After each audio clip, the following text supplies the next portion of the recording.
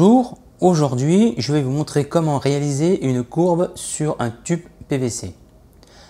Tout d'abord, ce qu'il faut savoir avant de faire une courbe, c'est qu'il faut faire attention à l'angle qu'on l'on va donner. Pour la simple raison, c'est que si vous donnez un angle trop fort, vous pouvez soit évaser le tube PVC ou le plier. Donc, à ce moment-là, il y aura un risque par le futur de créer un bouchon. Alors, ce qu'il vous faut pour réaliser cette opération, il vous faut tout d'abord un décapeur thermique. Peu importe la marque. Voilà.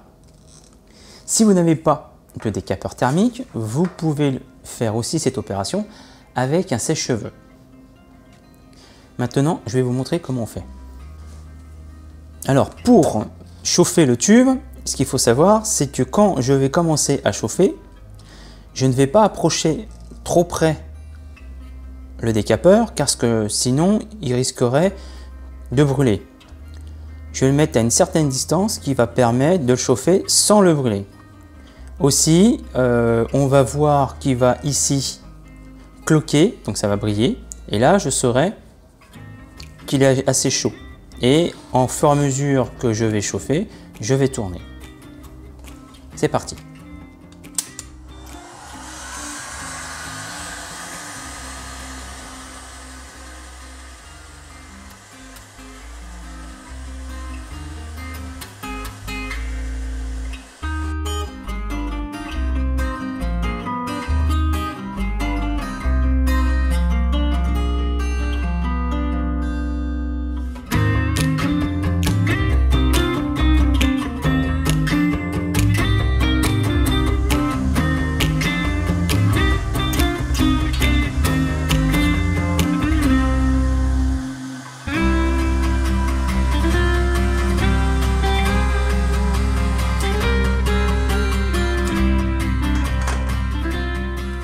Voilà, on lui donne un angle léger, pas trop. Bon là c'est un tube de 32, donc on peut pas aller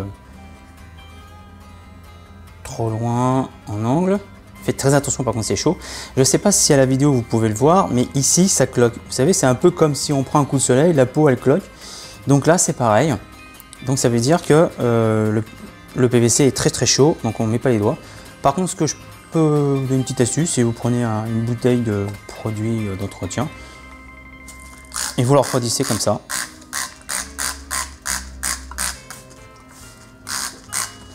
Et voilà, le tube il est bon. J'ai donné la courbe que je souhaitais. Alors c'est vraiment une courbe légère, hein. C'est juste pour au cas où on se retrouve dans une situation assez particulière pour résoudre le petit souci qu'on a. Bon, écoutez, si la vidéo vous a plu, vous pouvez la liker ou la partager. Et puis je vous dis à bientôt. Merci, au revoir.